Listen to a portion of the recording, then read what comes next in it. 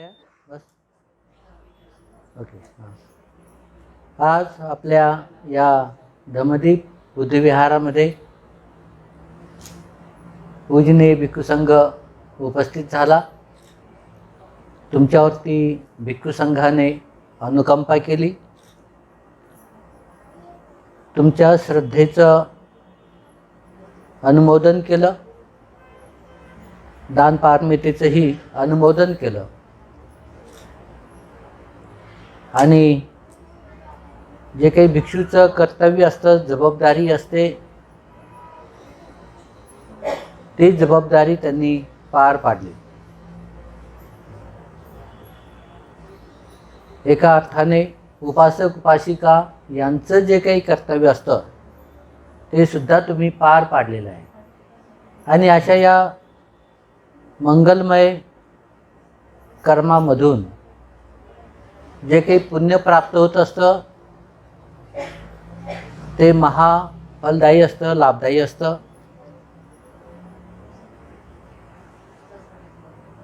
आपण भौतिक जीवन जगत असताना या भौतिक जीवनामध्ये आपले अनुभव, सुखदुःखाचे जे अनुभव असतात ते आपण पाहतो, तपासतो, परीक्षण करतो आणि त्याच्यामधून आपल्याला जास्तीत जास्त सुख कसं मिळेल याबद्दल आपण विचार करतो, चिंतन मनन करतो. तथागतांनी प्रवजितांसाठी आणि गृहस्थासाठी दोन प्रकारचा धम्म शिकवलेला आहे. गृहस्थासाठी जो आहे हा व्यावहारिक धर्म शिकवलेला आहे आणि प्रवजितांसाठी जे आहे तो आध्यात्मिक धर्म शिकवलेला आहे.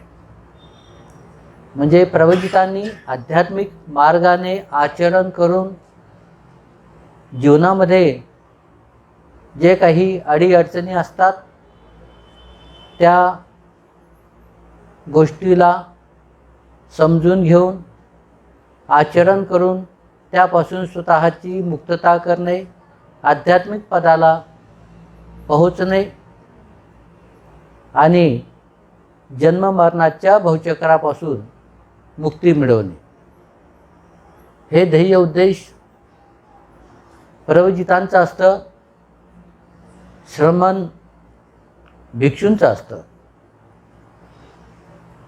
पण सर्वच लोक भिक्षू भिक्षुनी बनू शकत नाहीत, संसार त्याग करू शकत नाहीत. तर त्यांच्यासाठी सुद्धा तथागतांनी अतिशय उत्तम असा धम्म शिकवलेला आहे. लोकीय अवस्थेमधील धर्म सर्वसामान्य लोकांसाठी आणि लोकुत्तरा अवस्थेचा धम्म प्रवजितांसाठी असा शिकवलेला आहे. तरीसुद्धा जे प्रवजित असतात हे लोकीय धर्मामध्येच, लोकीय अवस्थेमध्येच आपलं जीवन जगत असतात आणि त्यांना ही लोकीय अवस्था पार करून लोकुत्तर अवस्थेमध्ये जाण्याचे त्यांचे प्रयत्न असतात. तर लोकीय आणि लोकुत्तर या दोन्हीही अवस्थेमध्ये असणाऱ्या लोकांसाठी जो तथागतांनी दिलेला अत्यंत महत्त्वाचा धम्म आपण या ठिकाणी दुःखमुक्तीचा धम्म, यश प्राप्तीचा धम्म आपण थोड्या वेळामध्ये समजून घेत आहोत.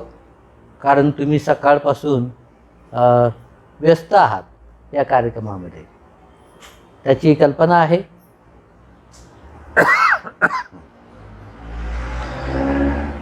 सकाळपासून तुम्ही उठलेला भोजन पकवणे, वेगळी वेगळी व्यवस्था करणे, हे तुम्ही खूप मेहनतीचं, कष्टाचं, श्रद्धेचं काम केलेलं आहे. भिक्षुगण जे लोकी अवस्थेमध्ये आहेत, सर्वसामान्य लोक जे लोकी अवस्थेमध्ये आहेत, त्यांनी स्वतःचं जीवन चांगल्या प्रकारे समजून घेतलं पाहिजे.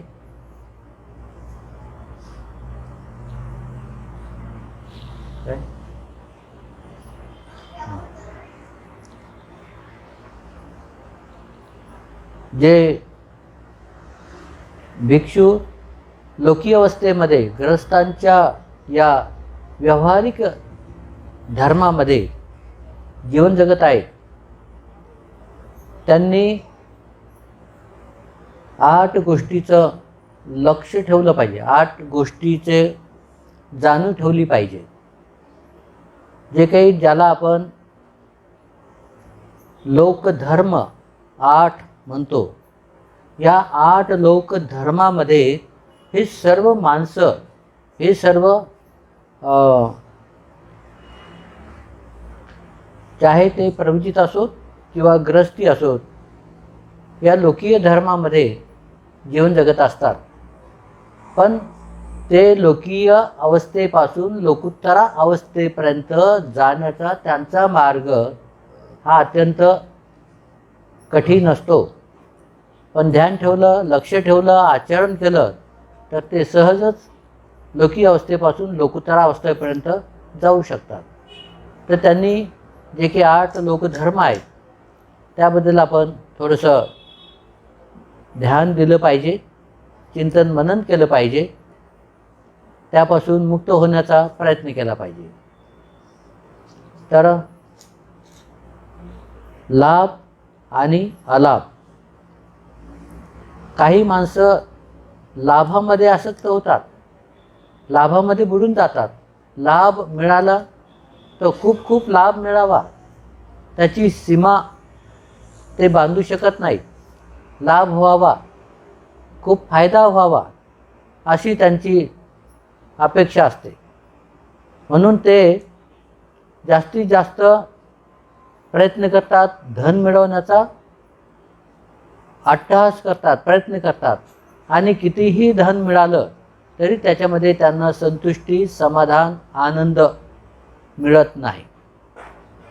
जे धन मिळालेलं आहे, जे मिळत आहे, त्याच्यामध्ये समाधान मानणे, आनंद अनुभवणे हे त्यांच्याकडून होत नाही. तर अतिलोभामुळं ते जास्त लाभाच्या पाठीमागं पडतात आणि जास्तीत जास्त लाभ प्राप्त करून घेण्याचा प्रयत्न करतात. लाभ, आता धनाचा लाभ, जे वैभवाचा लाभ, भौतिक गोष्टीचा लाभ जो मिळतो त्याच्यामध्ये गृहस्थी लोक एकमेकाची स्पर्धा करतात, एकमेकाच्या पुढे जाण्याचा प्रयत्न करतात आणि त्यामध्ये एकमेकाला अडथळासुद्धा करतात. हे एक लोकीय धर्म आहे. काही बाबीमध्ये ही गोष्ट भिक्षूंच्याही आचरणामध्ये दिसून येते. एखाद्या भिक्षूला होत असलेला लाभ तो दुसऱ्या भिक्षूला झाला नाही तर त्याच्याही मनामध्ये लाभ होणाऱ्या भिक्षूबद्दल काय उत्पन्न होतं? एक इच्छा उत्पन्न होते, एक द्वेष उत्पन्न होतो आणि त्यामध्ये ते सुद्धा एकमेकाचे काय होतात? अप्रिय होतात. उपासकांची, सर्वसामान्य लोकांची सुद्धा तीच अवस्था आहे. दुसऱ्याचं वैभव, दुसऱ्याला होणारा लाभ आपण प्रयत्न न करताना किंवा कसल्याही प्रकारचे उद्योग न करताना तो आपल्याला उत्पन्न व्हावा यासाठी आपण ज्याला लाभ उत्पन्न होतो त्याचा द्वेष करतो. हा धर्म आहे, लोकीय धर्म आहे. याच्यामध्ये बुडून जातात.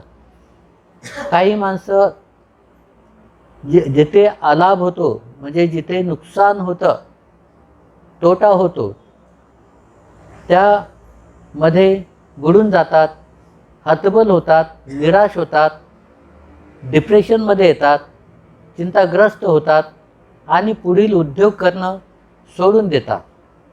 सगळं माझ्या नशिबामध्ये नाही, माझं ते पुण्यकर्म नाही, मला ते प्राप्त होत नाही, अशा पद्धतीनं निराश होऊन पुढचा प्रयत्न करून ते सोडून देतात.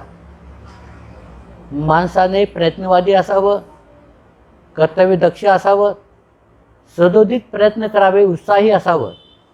प्रयत्न केल्यानेच फळ मिळतं. प्रयत्नांती फळ हे सिद्धांत आहे. तो ही सिद्धांतसुद्धा आपण समजून घेतला पाहिजे.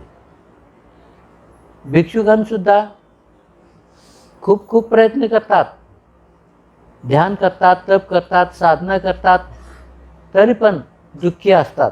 काय म्हणतात? मी अजून स्वतःपती झालो नाही, मी अजून सकृदागामी झालो नाही, अनागामी झालो नाही, मी अर्थ झालो नाही. तेथे सुद्धा ते दुःखी कष्टी असतात. तर हा सुद्धा एक लोकीय धर्मच आहे. लाभ आणि अलाभ, फायदा आणि तोटा. तर याला आपण समजलं पाहिजे आणि याच्या बाहेर आपण आलं पाहिजे. दुसरं आहे प्रशंसा आणि निंदा. काही लोक आपली प्रशंसा करतात, खूप खूप प्रशंसा करतात, आणि आपण त्याच्याबद्दल सावध नसलो, आपण त्याच्याबद्दल जाणकार नसलो, तर आपण त्या प्रशंसेमध्ये फुग्यासारखा फुगतो. फुग्यामध्ये हवा खूप खूप असते, तेव्हा तो फुगा फुगतो. पण थोडीही हवा जास्त झाली की सगळी हवा बाहेर निघते, फुटून जातो फुगा, आहे की नाही? तर आपण कोणी आपली प्रशंसा केली तर आपल्याला खूप चांगलं वाटतं, एवढं चांगलं वाटतं, एवढं चांगलं वाटतं. आपली प्रसिद्धी काहीही न करता नव्हते, सगळे लोक आपले नाव घेतात, सगळे लोक आपल्याला मानतात, सगळे लोक आपल्याला मोठं म्हणतात, आणि आपण त्या अज्ञानामध्ये फुग्यासारखा फुगतो. पण फुग्यासारखा फुगला तर शेवटी तिथं फुगा काय होतो? जसा होता हवेविना तसाच होतो, फुटतो. मग इथं स्वतःला सांभाळलं पाहिजे, स्वतःवरती संयम असला पाहिजे, त्याची जाणीव आपल्याला असली पाहिजे. तुम्ही चांगलं काम करता, खूप आनंदाची गोष्ट आहे, जास्त काम चांगलं करा. आणि लोक तुमची प्रशंसा करतात, ठीक आहे, चांगली गोष्ट आहे, त्यालाही तुम्ही समजून घ्या. म्हणजे आता तुम्ही चांगलं काम केलं, तुमची प्रशंसा होणारच, कारण हा एक निसर्गाचा किंवा समाजाचा नियम आहे. जे चांगलं काम करतात त्यांची प्रशंसा होते. हा एक धर्म आहे. बुद्धही म्हणतात, पूजाच पूजनीयानं एतं मंगलमुतं. जे पूजनीय आहेत, वंदनीय आहेत, त्यांची पूजा केली पाहिजे, त्यांचं वंदन केलं पाहिजे, हे आपल्या जीवनासाठी मंगल आहे. पण ज्यांची पूजा होते त्यांनी हे विसरता कामा नये की हे काय आहे. आपल्याला, आपण जर सावध नसलो, आपण याच्याबद्दल जाणकार नसलो, तर हीच गोष्ट आपल्याला खाली ओढू शकते, आहे ना. म्हणजे आपली प्रशंसा होते ही एक बाजू, आपण त्या प्रशंसेमध्ये कधी बुडू नये, स्वतःला नेहमी तपासलं पाहिजे. याचा उलट काय होतं? काही लोक निंदा करतात. प्रशंसा आणि निंदा हा धर्म आहे. कशाचा? समाजाचा, लोकधर्म आहे. काही वेळेला प्रशंसा होते, काही वेळेला निंदा होते.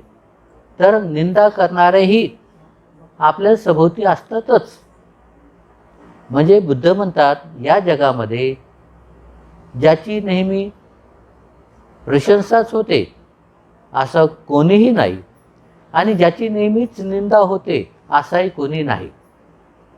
काहीची प्रशंसा होते, काहीची निंदा होते. तुमचेही अनुभव तेच आहेत, आणि भिक्खू संघ त्यांचे अनुभव तेच आहेत. कारण हा लोकीय धर्म आहे, हे लोक आहे, हे समाज आहे. याच्यामध्ये प्रशंसा आणि निंदा होणारच. तुमची निंदा झाली, खचून जाऊ नका. चांगल्या मार्गापासून तुम्ही तोंड फिरू नका, पण स्वतः तपासा. तुम्हाला तपासण्याची स्वतःची ती तुमची कसोटी आहे.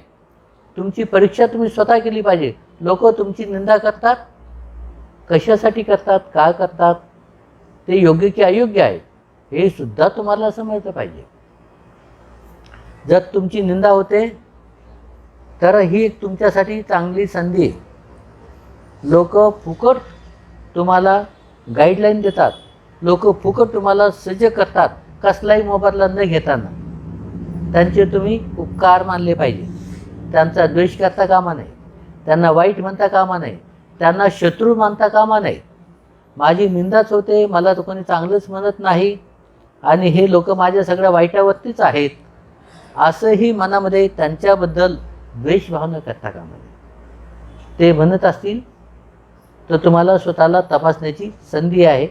स्वतःला तपासण्याची, परीक्षण करण्याची काय आहे ते तुमच्यावरती ती एक त्या लोकांची अनुकंपा आहे जे तुमची निंदा करतात. असं समजा त्यांची ती तुमच्यावर असलेली अनुकंपा.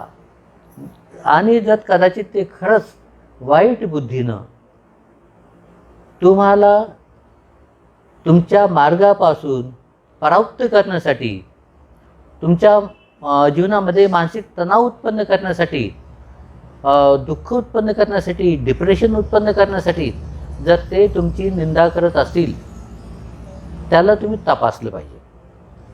जे निंदा करतात त्याला काही कारण आहे का, माझं काही चुकतं आहे का, माझ्यामध्ये काही दोष आहेत का, जर असतील तपासून पाहावं. ज्या प्रकारे निंदा केल्या जाते त्या प्रकारे मी खरोखर तसा वागतो का. तसा जर मी वागत नसेल, त्याला निंदा करायची तर करो, ते त्याचा प्रश्न, ते त्याचे कर्म, माझं त्याच्यामध्ये काही घेणं देणं नाही. तुम्ही स्वतःला तपासलं पाहिजे. तुम्ही स्वतःचं रक्षण करायला शिकलं पाहिजे. कशामधून? लोक तुमची निंदा करतात, त्या निंदेपासून स्वतःचं रक्षण करण्यासाठी तुम्ही तत्पर असलं पाहिजेत, तुम्ही सजग असले पाहिजे.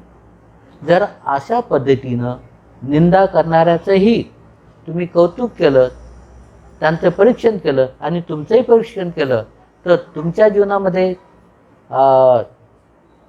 डिप्रेशन उत्पन्न होईल का, नकारात्मक भावना उत्पन्न होईल का, तुम्ही चांगल्या मार्गापासून वाईट मार्गाकडे वळणार का?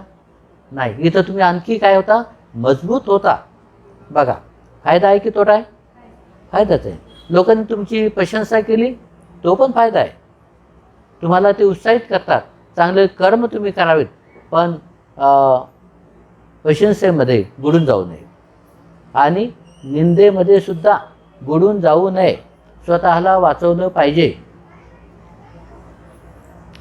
तिसरं जे आहे कीर्ती आणि अपकीर्ती. तुमची कीर्ती हवेच्या दिशेने काय असते, वाहत जाते. तुमचा सद्गुण असलेला तो चारही दिशेला पसरतो. कीर्तीसुद्धा तुमची चारही दिशेला पसरते. तुम्ही कीर्तिमान होता, लोक तुम्हाला शुभेच्छा देतात, तुमचं अभिनंदन करतात. त्या कीर्तीमध्ये सुद्धा आपण बुडून जाऊ नये. लोक तुमची कीर्ती करणार.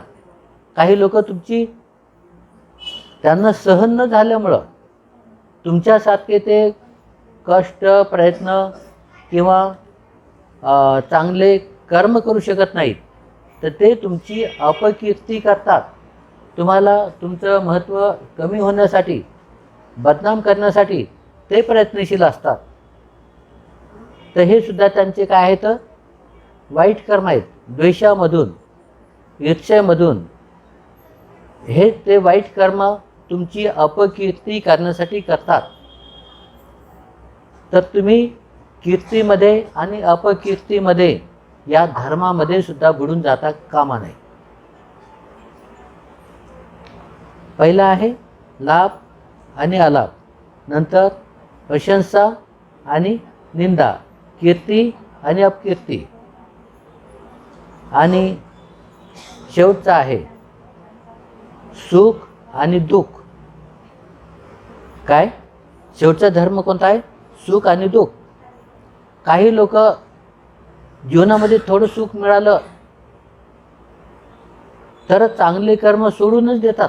आता आम्ही सुखी आहोत, आता आम्हाला काय कमी आहे, प्रयत्न करत नाहीत, सुखामध्ये बुडतात आणि असं समजतात की हे सुख बदलणार नाही, हे सुख कमी होणार नाही, या सुखामध्ये परिवर्तन होणार नाही, आम्ही सुखी आहोत, आम्हाला कसलाही आता कोणतेही चांगले कर्म करण्याचे किंवा चांगल्या गोष्टी करण्याच्या, दानधर्म करण्याचा आम्हाला काहीही गरज नाही. अशा पद्धतीनं थोडंसं सुख मिळालं तर त्या सुखाचाच फक्त काय करतात? उदो करतात आणि तेथे त्या सुखापर्यंतच मर्यादित राहतात. आपली सीमा त्या ठिकाणी काय करतात? तेवढीच फक्त मर्यादित करतात आणि तिथेच अटकून बसतात, तेथेच बसून राहतात. पुढचं सुख प्राप्तीसाठी प्रयत्न करत नाही. पण हे सुख काही टिकून राहत नाही. ते जे सुख आहे ते टिकून राहत नाही. त्याचं कारण काय आहे? कारण तुमचं चंचल मन हे बदलतं, क्षणाक्षणाला बदलतं. बदलती की नाही? चंचल स्वभाव आहे. मग जसं मन बदलतं, जसे विचार बदलतात, तसं तुम्हाला मिळालेलं सुखही बदलत असतं. हा एक धर्म आहे. आणि याच्या जोडीला कोणता धर्म आहे? दुःख. सुख आणि दुःख. दुःख आलं तर काही माणसं एवढे हतबल होतात, एवढे निराश होतात, एवढे उद्विग्न होतात, एवढे द्विधावस्थेमध्ये पडतात की पुढं काही आपण या दुःखापासून मुक्त होणार नाही, आपलं काही पुढचं भवितव्य नाही, आपण कोणी आपल्याला मदत करत नाही, आपले हे काही दिवस फिटणार नाहीत, असं टेन्शन घेऊ एवढे डिप्रेशनमध्ये जातात की जीवन जगणं सोडून देतात. कुठे बुडाले? दुःखामध्ये. पण भगवंत म्हणतात सर्व काही नाशवंत आहे, सर्व काही अनित्य आहे, बदलणार आहे, क्षणभंगूर आहे, परिवर्तनशील आहे. हे सगळ्या गोष्टी बदलतात. पण आपण त्याला जर साक्षी असलो, आपण जर त्याच्याबद्दल सजग सावध असलो तर आपल्या जीवनामध्ये आपण या 8 लोकधर्मापेक्षा उंच होतो, बाहेर जातो. हे लोकीय धर्म आहे. लाभ अलाभ, प्रशंसा निंदा, कीर्ती अपकीर्ती, सुख आणि दुःख. तथागत या सर्व गोष्टीचा आपल्याला उपदेश करतात. हे लोकीय 8 धर्म आहेत. या लोकीय 8 धर्मामध्ये जो माणूस बुडत नाही तो लोकीय धर्मापासून आपली वाटचाल पुढे करतो. पुढे पोचतो तो लोकोत्तर अवस्थेमध्ये, लोकीयापासून लोकोत्तर अवस्थेमध्ये, व्यावहारिक जीवनापासून आध्यात्मिक जीवनाकडे तो वाटचाल करतो. आणि त्याचीही वाटचाल, त्याचीही प्रगती दुःखमुक्तीच्या मार्गाने अग्रसर असते. त्याचे जीवन सुखी होतं, आनंदी होतं स्वतःच्या प्रयत्नाने. आणि याबद्दल तुम्ही सजग सावध असाल तर तुमचा उद्धार करण्यासाठी तुम्ही स्वतः काय आहात? जबाबदार आहात. पण या गोष्टीचा तुम्ही विचार नाही केला, नकारात्मक बाबीमध्ये तुम्ही बुडालात तर तुमच्या जीवनामध्ये जास्तीत जास्त दुःख उत्पन्न होतं. म्हणजे तुमचं दुःखापासून मुक्त होण्याचे प्रयत्न तुम्ही ते केले नाहीत, समजले नाहीत तर तुम्हाला या जीवनाच्या दुःखापासून कोणीही मुक्त करू शकणार नाही. हे जे 8 लोकीय धर्म आहेत त्याच्यापासून तुम्हाला कोणीही उंच अवस्थेपर्यंत नेणार नाहीत. तुम्ही जेथे आहात तेथेच राहाल, तेथेच संपाल आणि तेथेच तुम्ही जीवनाचा शेवट होईल. तर हे जे 8 लोकधर्म आहेत हे व्यावहारिक जीवन जगणारे उपासक उपासिका, त्यामध्ये भिक्षुगण म्हणजे प्रवजित आणि सर्वसामान्य लोक हे सुद्धा येतात. त्यामुळे भिक्षूने या 8 लोकधर्मापेक्षा बाहेर आलं पाहिजे, हे त्यांचं ध्येय आहे. लौकिक अवस्थेपासून लोकोत्तर अवस्थेपर्यंत पोहोचलं पाहिजे, हे त्यांच्या जीवनाचा ध्येय आहे. आता उपासकाकडून ही अपेक्षा करावी किंवा न करावी ही गोष्ट वेगळी आहे. उपासकांना ज्यांना ज्यांना समजलं, कळालं की आपली दुःखापासून मुक्तता झाली पाहिजे, तर त्यांनी लौकिक अवस्थेपासून लोकोत्तर अवस्थेमध्ये येण्याचा प्रयत्न केला पाहिजे. कोणाची जबाबदारी आहे? आपली स्वतःची आहे. आणि स्वतः प्रयत्न केले पाहिजे. भगवान म्हणतात, कुशल मार्गावर लागलेलं आपलं चित्त जेवढं आपलं कल्याण करते, तेवढे आपले जन्मदाते आईवडीलही आपल्यासाठी करू शकत नाही. म्हणजे आपलं कुशल मार्गावर लागलेलं चित्त आपलं कल्याण करते. किती कल्याण करते? आपले आईवडील जेवढं कल्याण करतात त्याच्यापेक्षा कितीतरी पटीनं जास्त कल्याण करतात. तेवढं कल्याण आपले आईवडील आपल्यासाठी करू शकत नाही, पण तेवढं कल्याण आपलं कुशल मार्गावर लागलेलं चित्त आपलं करत असते. एक गोष्ट, अकुशल मार्गावर लागलेलं किंवा वाईट मार्गावर लागलेलं आपलं चित्त जेवढं नुकसान करते, तेवढं नुकसान आपला एक शत्रूही आपलं करू शकत नाही.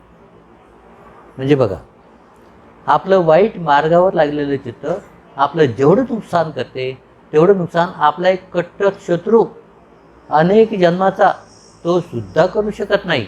एवढं नुकसान आपलं वाईट मार्गावर लागलेलं चित्त करत असतं. मग याच्यामधून आपल्याला ही माहिती किंवा हा समज किंवा ह्या उपदेश कळतो की आपणच आपले काय आहोत? उद्धारकर्ते आहोत. आपणच आपले जबाबदार आहोत. आपणच आपल्या जीवनाचा सुगतीकडे किंवा अधोगतीकडे नेणारे आपण प्रमुख आहोत. आपणच आपले जबाबदार आहोत.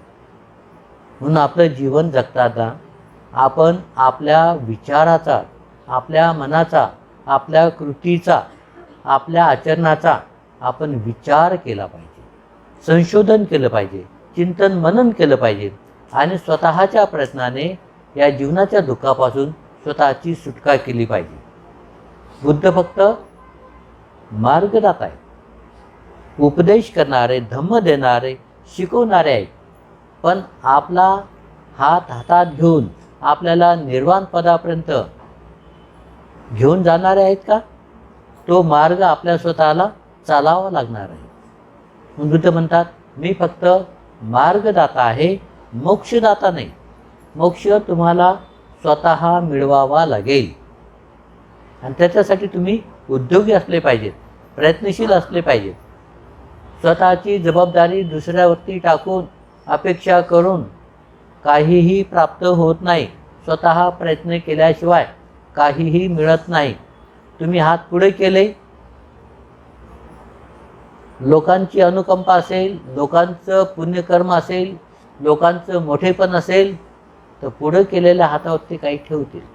नाही ते काय म्हणतील, अरे तू तर काहीच दिलं नाही कोणाला आणि तू हात पुढे करतोस. ज्या हाताने कोणाला काही दिलं नाही त्या हाताला समाजाकडून घेण्याचा काही अधिकार आहे का? आणि त्या हातावरती कुणी काही ठेवल का? हातावरती ठेवणारे लोक पाहतात, हा हात स्वतःसाठी उपयोगी पडत नाही, उद्योगी नाही, आळशी आहे, कर्तव्यहीन आहे, तर या हातावरती ठेवून काय फायदा? याच्यापेक्षा दुसऱ्याला दिलेलं बरं. म्हणजे या ठिकाणी तुमच्या पारमिता काय करतात? तुमचे लक्षण प्रकट करतात. तुमच्यामध्ये ज्या काही भावना, तुमच्यामध्ये जे काही तरंग, तुमच्यामध्ये जे काही अनुकंपन उत्पन्न होतात, ते तुमच्या पारमितेच्या बलाने उत्पन्न होतात.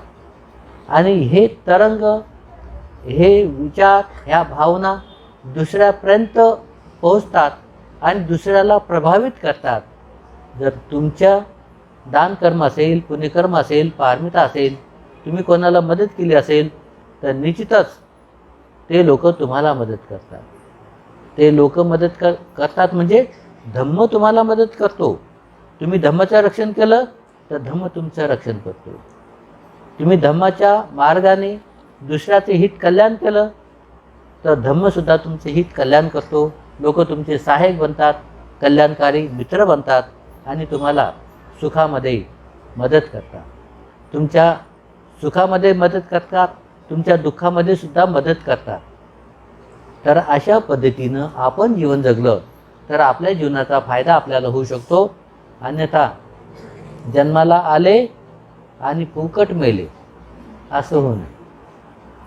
म्हणजे काहीतरी साध्य केलंच पाहिजे. एवढ्या मोठ्या कष्टाने तुम्ही मनुष्याच्या भूमीमध्ये जन्म घेतला आणि मनुष्याच्या भूमीमध्ये तुम्हाला काही साध्य झालं नाही, काही पुण्य मिळालं नाही, सुगतीचा मार्ग सापडला नाही, दुःखमुक्तीची अवस्था तुम्हाला प्राप्त झाली नाही, तर तुमच्याही माणसाचं जीवन फुकट गेलं असं म्हणता येईल. तर माणसाचं जीवन अत्यंत दुर्मिळ आहे, अत्यंत महत्त्वाचं आहे.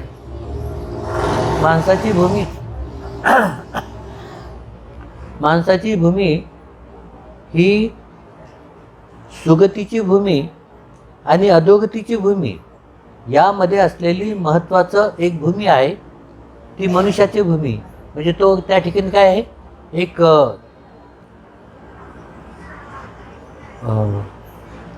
टी पॉईंट आहे, टी पॉईंट आहे ना.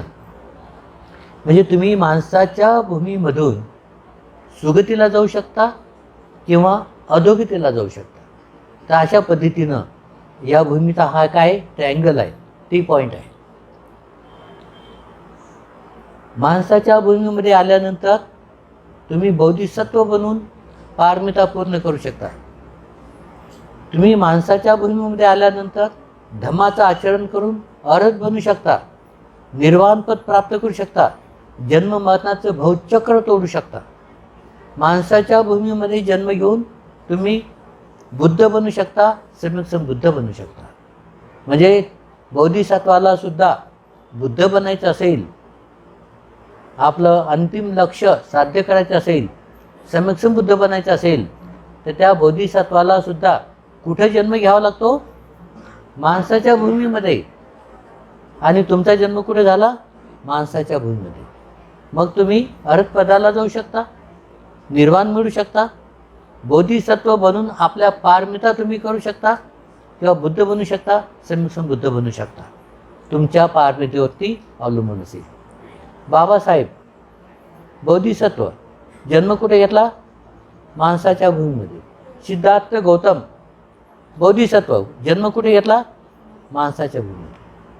आणि माणसाच्या भूमीमध्ये जन्मलेले हे सर्व महामानव, महासत्व, महापुरुष, हे कल्याणकारी मित्र, हे सर्व मनुष्यजन जर यांनी कुशल धर्माचं पालन केलं नाही, चांगले कर्म केले नाहीत, तर कुठे जातील, सुगतीला जातील का, कुठे जातील, मग अधोगतीला जातील. कोण नेईल तुम्हाला अधोगतीला?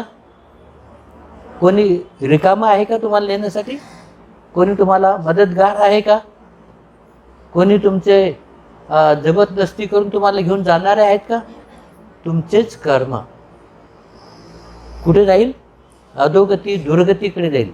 तर स्वतःचा बचाव करण्यासाठी, स्वतःचं हित कल्याण करण्यासाठी, स्वतःचं रक्षण करण्यासाठी तुम्ही तयार असलं पाहिजे, तत्पर असले पाहिजेत आणि तुम्ही सक्षम असले पाहिजेत. आणि ही गुणवत्ता माणसाच्या भूमीमध्ये जन्म घेतल्यानंतर माणसाला धम्माच्या मार्गाने प्राप्त होते. म्हणून आपण धम्म आचरण केलं पाहिजे. काय केलं पाहिजे? धम्म आचरण केलं पाहिजे. नाही केलं तर तुम्ही तुमचं पाहून घ्या. कोणी जबाबदार नाही आणि कोणीही त्यासाठी जिम्मेदार नाही. तर ही जीवनाचं आव्हान स्वीकारून माणसाला माणसाच्या भूमीमध्ये जीवन जगावं लागतं. कुठं जायचं? सुगतीला की अधोगतीला? तुम्ही निश्चितच बुद्ध धम्माच्या मार्गावरती आहात, तर तुमची सुगती ही निश्चितच आहे, अधोगती मुळीच नाही. टेन्शन घेऊ नका, पण प्रयत्न करा आणि पुढची वाटचाल करा. उद्योगी बना, शिलाचं पालन करा, समाधीचा अभ्यास करा, प्रज्ञेचा विकास करा आणि दुःखमुक्त अवस्थेला प्राप्त व्हा. हीच सर्वांच्या प्रती मंगल कामना, शुभेच्छा आणि सदिच्छा आहे. ठीक. आता वेळ खूप झाला, 3च्या पेक्षा जास्त वाजले, म्हणजे 3:15 वाजले. अपेक्षा होती जास्तीत जास्त 3पर्यंत तुम्हाला मोकळं करावं, पण काय आहे, घड्याळ पुढे पुढे जातेच, खूप वेगाने पुढे जाते आणि तेवढ्या वेगाने आपण पुढे जात नाही. त्यामुळे आपण नेहमीच घड्याळीच्या पाठीमागं असतो. तर एका गोष्टीसाठी उशीर करू नका. ध्यान देऊ नाही का, अत्यंत महत्त्वाचा वाक्य आहे. सगळ्या गोष्टीसाठी उशीर केला तरी चालेल, पण एका गोष्टीसाठी अजिबात उशीर करू नका. काही काही वेळेला काय होतं, माणूस जन्म घेतो, उशिरा जन्म होतो, ठीक आहे, हरकत नाही, पण मरताना कधीच उशीर करू नका. वेळेवरतीच मरा. कशासाठी? तुम्ही वेळेवरती मेलात तर तुमचा जन्म योग्य ठिकाणी होणारच. म्हणजे या माणसाच्या दुःखावस्थेमध्ये मरण्यासाठी उशीर करू नका. लवकरात लवकर हे दुःख संपवा. इथून तुमचा सुट्टी करा, सुगतीला जा आणि जीवनाचा आनंद अनुभवा. दुःखमुक्तीची अवस्था लवकरात लवकर तुम्हाला प्राप्त हो, ही सर्वांच्या प्रती मंगल कामना. एक गोष्ट आठवली, 2 मिनिटामध्ये सांगू का? मी थायलंडमध्ये होतो. तुम्ही ऐकलंच, भंतीजीनं सांगितलं माझं काय जे, ज्या गोष्टी मी नाही सांगत किंवा मी सांगू शकत नाही त्या गोष्टी कधी कधी भंतीजी सहज सांगून जातात. आणि त्यामुळं मला काही माझी काही काय म्हणजे परिचय देण्याची गरज भासतच नाही कुठे, आणि मी कधी सहसा सांगतच नाही. आणि ते माझा स्वभाव पण नाही, मला ते आवडत पण नाही स्वतःबद्दल काही सांगणं. पण हे धर्माबद्दल सांगत आहे. एकदा मी म्हणजे थायलंडमध्ये असताना बरेच वर्ष तिकडे राहिलो आणि माझे खूप उपासक झाले. थाई लोकंसुद्धा, विदेशी लोकंसुद्धा, जे लोक थायलंडमध्ये बौद्ध धर्म शिकण्यासाठी यायचे पाश्चिमात्य देशातले, तर ते बरेच लोक माझ्या संपर्कामध्ये असायचे. तिथे येऊन ध्यान साधना शिकायचे, धम्म शिकायचे आणि ते खूप प्रभावी व्हायचे. थाई लोकंसुद्धा माझ्याकडे येऊन धम्म शिकायचे, म्हणजे विशेष म्हणजे विपश्यना शिकायचे. थाई लोकांनासुद्धा विपश्यना शिकवायचे. म्हणजे तेथेच राहिलो, तेथेच शिकलो, त्यांची भाषा शिकून त्यांनाच त्यांच्याच भाषेमध्ये शिकवलं. तर माझ्याकडे जे शिष्यगण होते माझे खूप होते, डॉक्टर, इंजिनियर, वेगळ्या वेगळ्या पदाधिकारी असे शिकायचे. तर त्याच्यामध्ये एक इंजिनियर होता, त्याचा वाढदिवस होता आणि तो बिहारमध्ये आला. म्हणजे भंतीचं दर्शन घेण्यासाठी आपण गेलं पाहिजे, तर तो आला बिहारमध्ये. आणि भंतेजी, आज माझा वाढदिवस आहे, मला चांगला आशीर्वाद द्या. आज माझा वाढदिवस आहे, मला चांगला आशीर्वाद द्या. तर मी म्हटलं किती चांगला देऊ? म्हणजे चांगल्यातला चांगला द्या, तुम्हाला जे देता येईल तो द्या. म्हटलं ठीक. त्याचे मित्रमंडळीसुद्धा होते सगळेजण, कारण ते सगळेजण साधना करायचे, अनेक जण होते त्याचे. तर मी त्याला म्हटलं, तुझं लवकरात लवकर खरोखर मरण हो, लवकरात लवकर तुला खरोखर मरण येऊ म्हटलं. तर बाकीचे लोक माझ्या तोंडाकडे बघायला लागले, भंतीजी असा आशीर्वाद देऊ शकतात, हे असे कसे भंतीजी? भंतीजी आशीर्वाद देतात, म्हणतात आयु वर्ण सुखं बलम, आयु वर्ण सुख आणि बलाची वृद्धी हो. आणि हे भंतीजी म्हणतात तुला खरोखर लवकरात लवकर मरण येऊ. मी आशीर्वाद दिला, सगळे माझ्या तोंडाकडे बघायला लागले. मला ते कळालं यांना कितपत आवडलं कितपत नाही आवडलं. मग मी त्याला विचारलं, म्हणलं दिलेला आशीर्वाद आवडला का तुला? तो म्हणे भंतेजी खूप खूप आवडला मी, आणि खूप खूप तुमचे धन्यवाद. कोण? ज्याचा वाढदिवस तो. पण बाकीच्यांचे तोंड सगळे असे बरंच बघायला लागले माझ्याकडे. मग मी म्हटलं तुम्हाला समजलं का दिलेला आशीर्वाद? तो म्हणे हो म्हणे भंते समजला. बाकीच्यांना समजला नाही. ते म्हणे भंतेजी आम्हाला समजून सांगा. यांना तुम्ही बोललात, विचारलं, ते म्हणतात समजला, पण आम्हाला नाही समजला. कसं काय तुम्ही आशीर्वाद दिला आणि कसं काय काय त्याच्यामध्ये गुपित काय? मग मी म्हटलं मी दिलेला आशीर्वाद, आज त्यांचा वाढदिवस आहे आणि या वाढदिवसाच्या निमित्ताने त्यांना जो आशीर्वाद दिला, तुम्हाला खरोखर लवकरात लवकर मरण येऊ. म्हणजे तुम्हाला खरोखर मरण येऊ आणि ते सुद्धा लवकरात लवकर येऊ. म्हणजे याचा अर्थ काय? तुमची लवकरात लवकर या भवचक्रापासून मुक्तता हो. हे जे जन्म मरणाचं भवचक्र आहे याच्यामधून तुमची लवकरात लवकर सुटका हो. म्हणजे तुम्ही अर्हत पदाला, निर्वाण पदाला जाओत, ही त्यामध्ये मंगल कामना होते. म्हणजे त्यांना मारण्याचा उद्देश नाही आहे किंवा ते मेले पाहिजेत हाही उद्देश नाही, पण याच्यामध्ये गहन अर्थ आहे की त्यांची लवकरात लवकर या भवचक्रापासून मुक्तता हो. जन्म मरणाचं जे भवचक्र आहे ते त्यापासून ते मुक्त होत, अर्हत बनवत, निर्वाण पदाची अवस्था त्यांना प्राप्त होईल. आता आपण मरतो इथे आणि पुन्हा जन्म घेतो. आपलं खरोखर मरण होतं का? नाही होत. जन्म मरणाचं भवचक्र चालूच राहतं. म्हणून म्हणलं खरोखर तुम्हाला लवकरात लवकर मरण येईल. हे समजलं त्यांना आणि त्या सर्वांनी साधुवाद केली.